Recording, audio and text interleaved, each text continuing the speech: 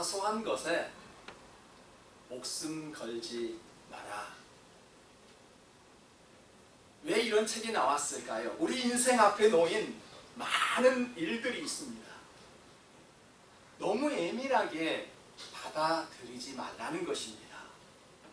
우리가 사소한 일에 얽매이다 보면 쉽게 짜증나고 쉽게 화가 나기 때문에 너무 사소한 일로 마음 아파하지 말라는 것이지요. 그런데 말입니다. 또 사소한 것에 목숨을 걸어라 라는 책도 있습니다. 어떤 책을 읽어야 할지 참 혼돈이 됩니다. 어느 쪽에서는 사소한 것에 목숨 걸지 말라 하고 어느 쪽에서는 사소한 일에 목숨을 걸어라 라고 말을 합니다. 우리가 모를 때는 항상 성경에서 해답을 찾아야 합니다. 성경은 뭐라고 말씀합니까? 지극히 작은 일에 신중하래요. 지극히 작은 것에 충성된 자는 큰 것에도 충성되고 지극히 작은 것에 불의한 자는 큰 것에서도 불의하니라. 성경의 해답은 무엇일까요?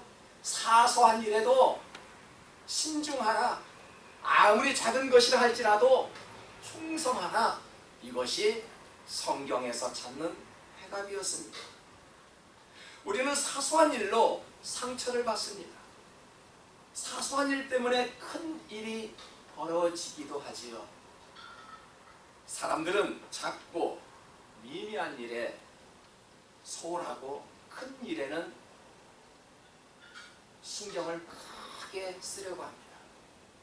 우리의 작은 일들은 그거 아무것도 아닌데 쉽게 잃어버리고 버리지만 큰 일에만 사람들은 몰두하지요.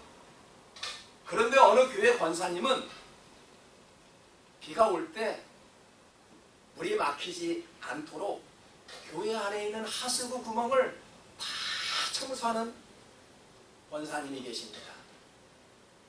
이분은 교회마다 방 구석구석마다 찾아다니며 불이 행여나 어디에 켜 있는가 살펴보면서 불을 다 끄고 다닌다고 합니다. 아주 작은 일에 충성하는 그런 권사님도 계십니다. 대체로 보면 충성하지 못하는 사람은 작은 일에 충성하지 못하고 있다라는 결론을 내릴 수 있습니다. 여러분, 충성이란 무엇일까요? 충성이란 작은 일이지만 신실한 것이 바로 충성입니다. 주인이 이래 잘했다라고 칭찬하였어. 주인이 참 잘했어 라고 칭찬할 때 어떤 이유로 인하여 칭찬하였나요? 작은 것에 충성하였대요.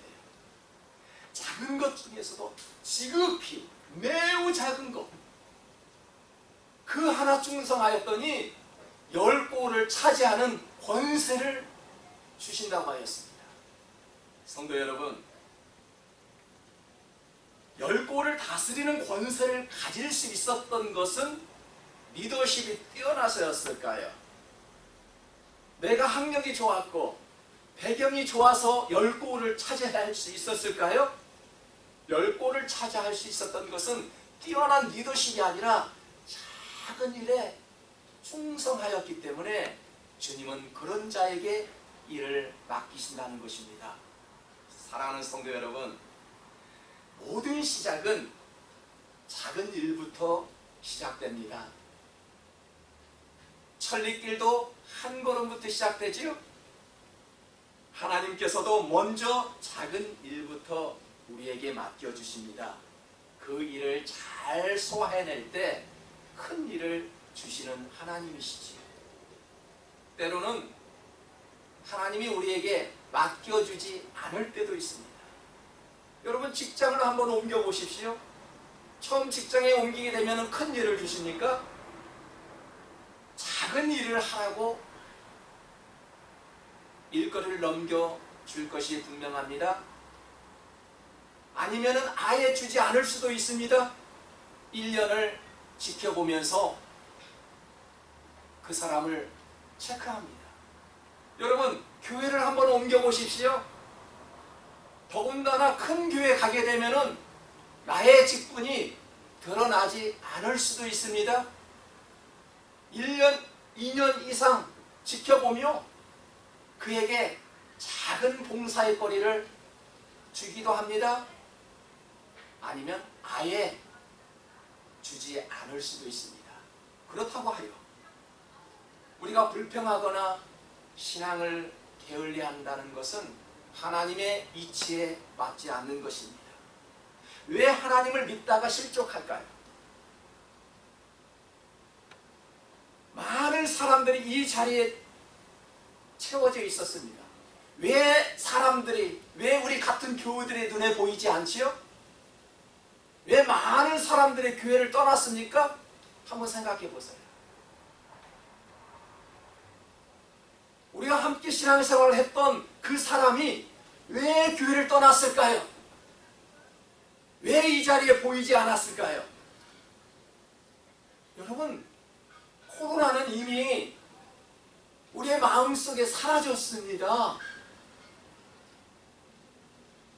왜 그런데 많은 신앙인들이 교회에서 상처를 받았다 하고 왜 교회 안에 머물지 않고 있습니까? 왜 실족하였습니까?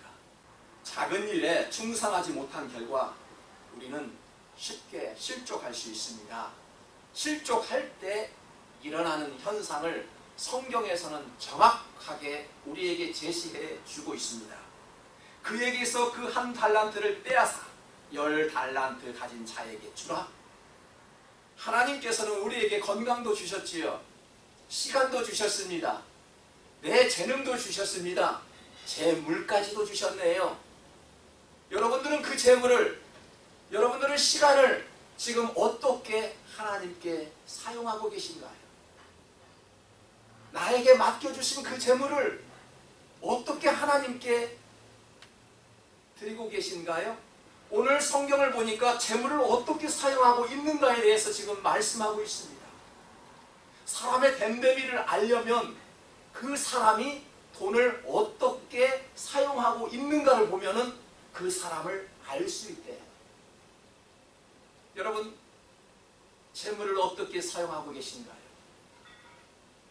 성경은 믿음이 중요하지 돈은 필요 없어 라고 가르치지 않습니다. 돈은 우리에게 매우 소중합니다. 그러나 성경은 뭐라고 가르칩니까? 너희를 위하여 땅에 쌓아두지 말래요. 나를 위해서 이 땅에 재물을 쌓아두지 말래요. 그리고 돈을 사랑하지 말래요. 하나님과 재물을 겸하여 섬기지 말라고 성경은 가르칩니다.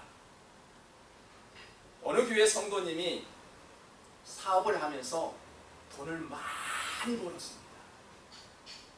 그가 처음부터 부자가 아니었습니다. 사업을 하기 시작하기 전에는 시간도 많아서 기도도 열심히 하였던 분이었지요. 어느 날 사업이 잘 되었습니다. 그런데 그렇게 많았던 기도도 잘했던 신앙생활도 서서히 놓아버립니다. 사업이 잘 되니 예배에 출석하지도 않습니다. 사업을 하여 수익도 많으니 그만큼 11조도 많아집니다. 11조 헌금도 하지 않습니다.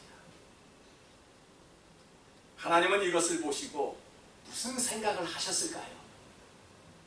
하나님은 이르시되 어리석은 자여 오늘 밤에 내 영혼을 도로 찾으리니 그러면 내 준비한 것이 누구의 것이 되겠느냐. 우리를 위해서 땅에 묻어둔 재물, 하나님이 오늘 밤 우리의 생명을 취하면 아무 소용없습니다. 우리는 매일 좋은 뉴스보다는 나쁜 뉴스를 많이 접하고 살아가지요. 저 멀리 누구 한 명 죽어도 마음 하나 까딱하지 않는 우리들이지요.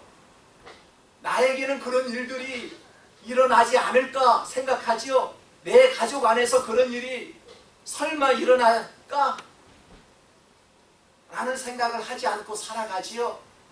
하지만 우리 주변에서는 마음이 아프고 무너진 가정들이 너무너무 많다는 것입니다. 불의의 사고로 한순간에 저 세상에 가는 사람들이 얼마나 많습니까? 성도 여러분, 왜 우리가 일을 하고 왜 돈을 벌어야 할까요? 사람마다 살아가는 방식이 다르고 가치관이 다르니 그럴 수 있습니다. 돈을 사용하는 방법도 다를 수 있습니다. 하지만 하나님을 믿는 신앙을 가진 우리라면 조금 달라야 하지 않을까요? 왜 돈을 벌어야 하고 왜 일을 해야 할까요?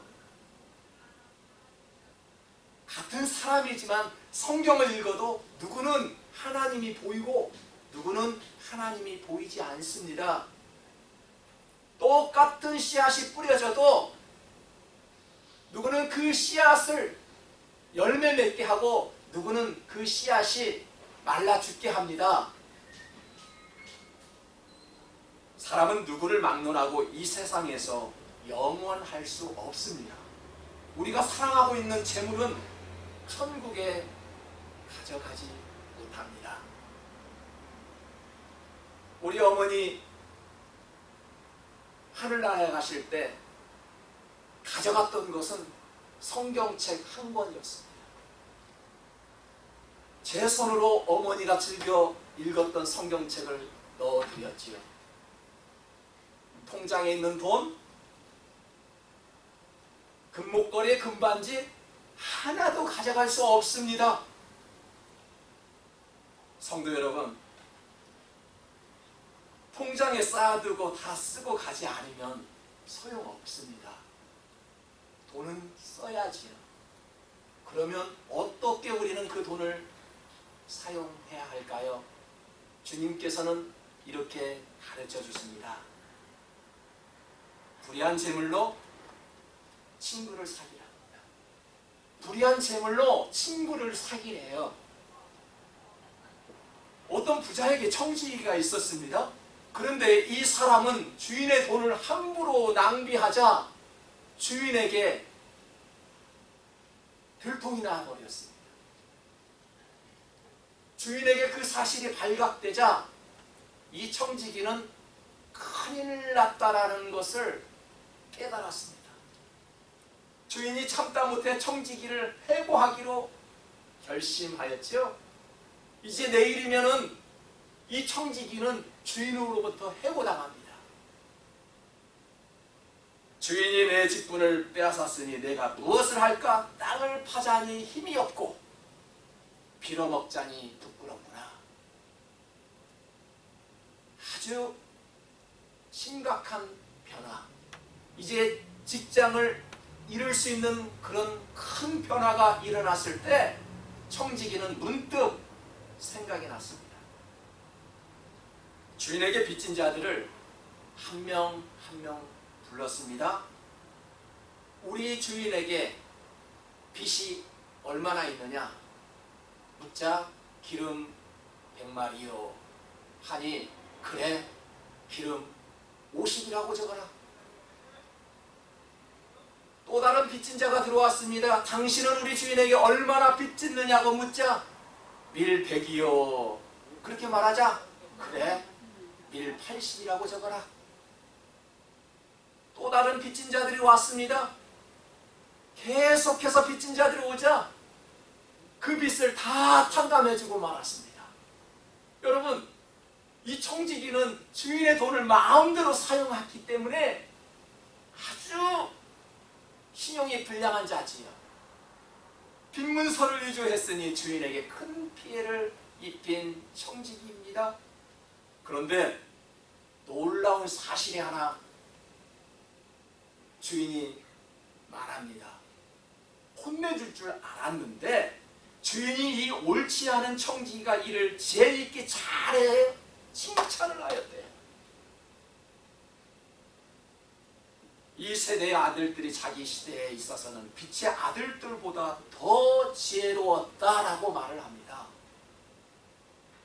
혼내줄 줄 알았던 그 주인이 아니라 오히려 칭찬을 받았대요. 왜 칭찬을 받았을까요? 분명히 옳지 않은 청지기라고 말씀하였습니다. 그런데 이 옳지 않은 청지기가 칭찬을 받았다니. 칭찬을 받았던 이유는 자신이 파면을 앞으로 당하지만 앞으로 쫓겨났을 때 살아남을 수 있는 미래를 준비하였대요. 여러분, 지혜로운 사람은요 10년, 20년 후를 생각하지요. 지혜로운 사람은요 저축도 합니다. 정말 지혜로운 사람은요 나중에 노년을 생각하지요. 그런데 우리 유행가 가사 중에 이런 노랫말이 있지요. 노세 노세 젊어서 노세 늙어지면 못 놀아요. 그 노래 좋아하지 마십시오. 젊어서 놀면 늙어서 고생합니다. 일할 때 힘이 있을 때 우리는 열심히 일해야 합니다. 지혜로운 사람은요 노년을 위해서 계획합니다. 더 지혜로운 사람은 어떤 사람을 더 지혜롭다라고 말할까요? 재물을 이 땅에 쌓아두지 않고 그 재물을 하늘에 쌓아둔 자가 성경은 지혜롭다라고 말씀하고 있습니다. 참된 신앙인은 재물을 사용하는 방법이 다릅니다. 보십시오. 한번 같이 읽어볼까요? 천국은 마치 밭에 감추인 보화와 같으니 사람이 이를 발견한 후 숨겨두고 기뻐하며 돌아가서 자기의 소유를 다 팔아 그 밭을 사느니라. 참 세상 사람들이 볼 때는 바보 같은 사람이에요. 세상 사람들은요 우리처럼 열심히 예수 믿는 사람을요 바보 같아요. 정말 바보 같은 사람이에요. 열심히 기도하는 사람이요 미련한 사람이라고 그래요. 제가 하는 소리 아닙니다. 여러분들이 직접 느껴봤고 직접 들었던 소리 아닙니까? 제가 신학을 한다고 하니까요 미쳤다고 그랬어요.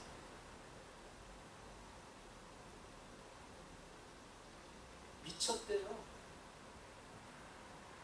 열심히 많은 돈을 벌고 있는 사람이 갑자기 그렇게 됐으니 세상의 눈은 미쳤다고 하지 않을까요? 성도 여러분, 우리는요 우리의 소유를 팔아서 그 밭을 산대요. 그 밭을 사는 이유가 무엇일까요? 그 밭 안에 보화가 있기 때문에 전 재산을 다 파는 것이지요.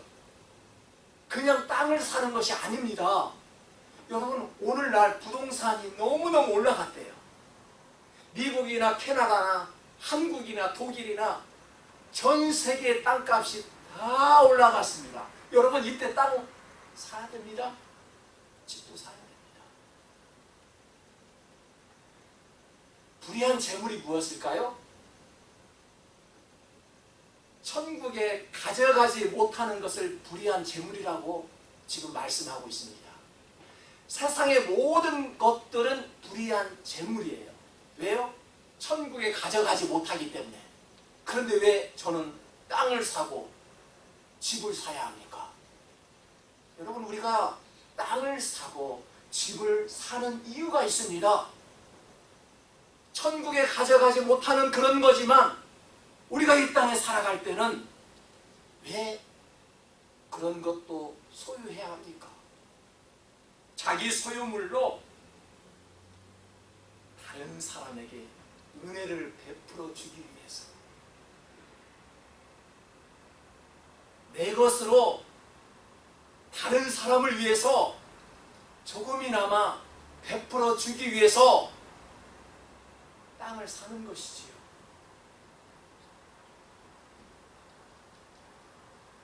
자기 소유물로 다른 사람에게 은혜를 베풀어 주기 위해서 그리고 주의 일을 하기 위해서 우리는 그런 불의한 재물, 천국에 가져가지 못하는 재물도 필요하다는 것입니다. 예수님은 그래서 불의한 재물로 친구를 사귀라고 하셨습니다. 불의한 재물이란 더러운 재물이 아닙니다. 말씀드린 바와 같이 천국에 가져가지 못하는 세상적 재물이지요. 그러나 우리도 최소한의 생활비가 필요합니다. 돈을 사랑하는 사람은 무엇보다도 돈이 최고이지 무슨 소리냐 라고 비웃습니다. 비웃지요.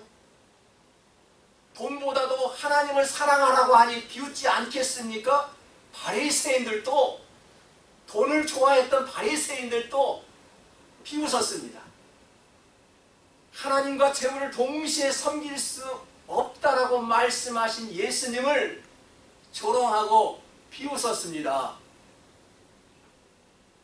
우리가 세상 사람들과 돈의 가치관이 다른 점이 무엇일까요? 돈은 필요하지만 하나님보다 돈을 사랑하지 않을 뿐입니다.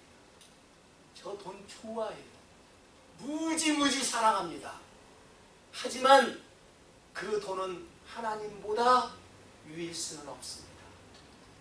여러분, 돈 무지무지 사랑하죠? 돈 싫어하는 사람 없습니다.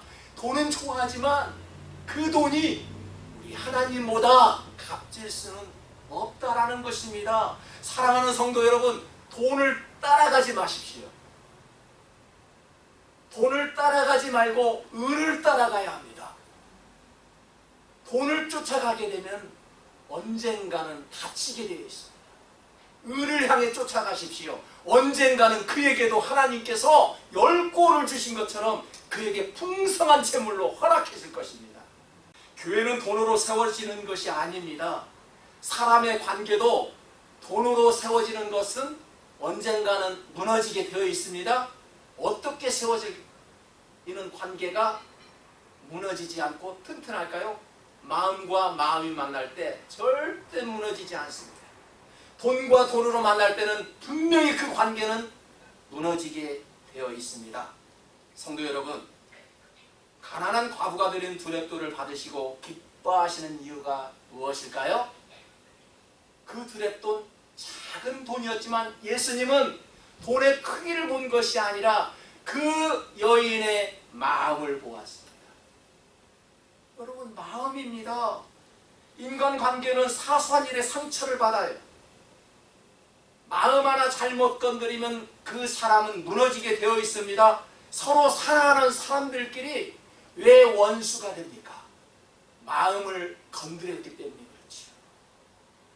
잘못된 작은 습관, 인생이 망치는 경우도 있지만 작은 좋은 습관이 우리의 인생에 있어서 많은 열매를 맺기도 합니다. 성도 여러분, 우리는 하나님을 믿는 불의한 청지기와 같습니다. 주인의 재물을 제멋대로 사용한 것 같지만 청지기는 영원한 미래를 지혜롭게 준비하고 재물을 의롭게 사용하였습니다. 어떻게 돈을 사용하고 계신가요? 하나님은 우리에게 맡겨주신 달란트가 있습니다. 누구에게는 5달란트, 2달란트, 1달란트씩 각자의 재능에 맞게 하나님은 맡겨주셨습니다. 주인에게 받는 상급이 있습니다. 그것은 칭찬이지요. 어떤 사람이 칭찬받습니까? 지극히 작은 일에도 흉상한 사람이 칭찬받았습니다. 우리 사람들은 결과나 모양을 보지요. 근데 하나님은 우리의 마음을 보십니다. 사람들은 그의 업적을 보지만 하나님은 그가 얼마나 하나님의 뜻대로 충성하였는가를 바라봅니다. 여러분, 작은 일에 얼마나 충성하고 계신가요? 남은 평생을 우리가 작은 일에도 올바르게 충성하여 하나님 앞에 꼭 칭찬받는 저와 여러분 되시기를